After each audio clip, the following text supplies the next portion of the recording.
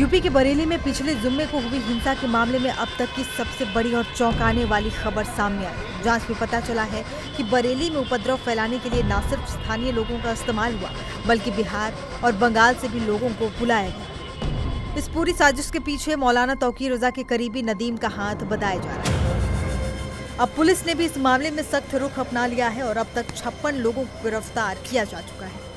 दरअसल बरेली में जुम्मे की नमाज के बाद सैकड़ों लोग आई लव मोहम्मद लिखे पोस्टर और बैनर लेकर सड़कों पर उतरे थे, लेकिन जल्द ही ये प्रदर्शन हिंसा में बदल गया।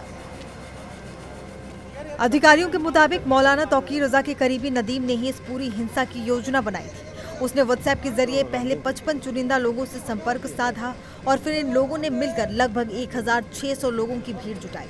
सबसे बड़ा खुलासा ये है कि इस भीड़ को बढ़ाने के लिए बिहार और बंगाल से भी उपद्रवियों को बुलाया गया था। अधिकारियों ने खुलासा किया है कि इस हिंसा के पीछे की साजिश कथित तौर पर CAA NRC विरोधी प्रदर्शनों की तर्ज पर रखी गई थी। प्लानिंग ये थी कि भीड़ में नाबालिगों को सबसे आगे रखा जाए ताकि कार्रवाई होने पर पुलिस पर दबाव बना रहे। अब जानिए पुलिस को कैसे गुमराह करने की कोशिश की गई।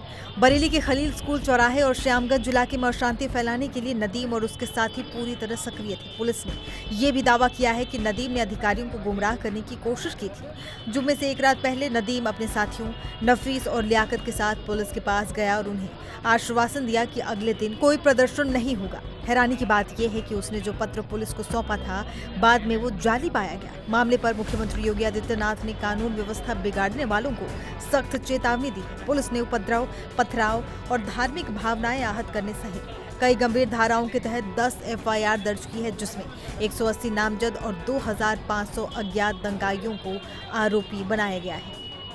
इस मामले में अब तक 56 लोगों को गिरफ्तार किया गया है, जिसमें मौलाना तौकीर रजा के साथ उनके खास करीबी नदीम और नफीस खान भी शामिल हैं। फिलहाल यूपी पुलिस अब नफीस पर बेहद सख्त कार्रवाई की तैयारी में है। बरेली के मुख्य बाजार में नफीस और तौफीक से जुड़े करोड़ों की अवैध संपत्तियों पर जल्दी बुलडोजर चल सकता है। बताया जा रहा है कि ये अवैध संपत्तियां मौलाना तौकीर रजा से जुड़ी हुई है।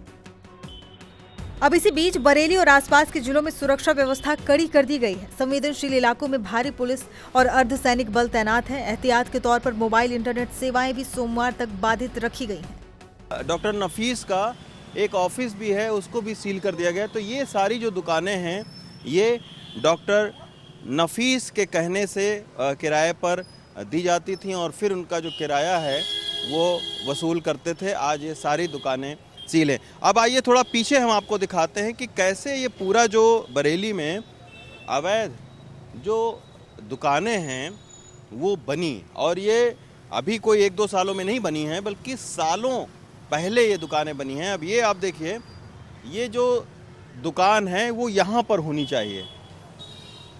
यहाँ ये आप देखिए, ये आगे बढ़ के यहाँ पे कई सारी दुकानें बन गई। तो ये 70 दुकानें हैं और जिनका किराया ये कहा जा रहा है कि डॉक्टर नफीस के पास जाता था, जिससे लाखों रुपए हर महीने उनको आमदनी होती थी। तो ये एक ऐसा मामला है जिसमें तौकीर रजा के धार्मिक और सियासी रसूख का इस्तेमाल उनके सहयोगियों ने अपने आर्थिक साम्राज्य को खड़ा करने में किया, और कहीं न कहीं इसका जो फ़ायदा है वो डॉक्टर तौकीर रजा को भी मिलता होगा, क्योंकि ये कोई पहली प्रॉपर्टी नहीं है। इस तरीके से और भी उनके जो सहयोगी हैं, एक बिल्डर हैं, उनकी लग्जरी जो होटल हैं करोड़ों रुपए के, उसको भी सील किया गया है। और लगातार नगर निगम उनके करीबियों की संपत्तियों को तलाश रही कि कहीं अवैध किसी का कब्जा तो नहीं है, कहीं कोई अवैध तरीके से बनी तो नहीं है। तो उस पर अब पूरी तरीके से कार्रवाई करने का मन प्रशासन ने बना लिया है। फिलहाल पुलिस इस साजिश की जड़ तक जाने में जुटी है और अब मास्टरमाइंड्स की अवैध संपत्तियों पर कार्रवाई की जा रही है। इस बड़े एक्शन के बाद देखना होगा कि क्या बरेली हिंसा के तार किसी और बड़े नेटवर्क से भी जुड़े हुए हैं।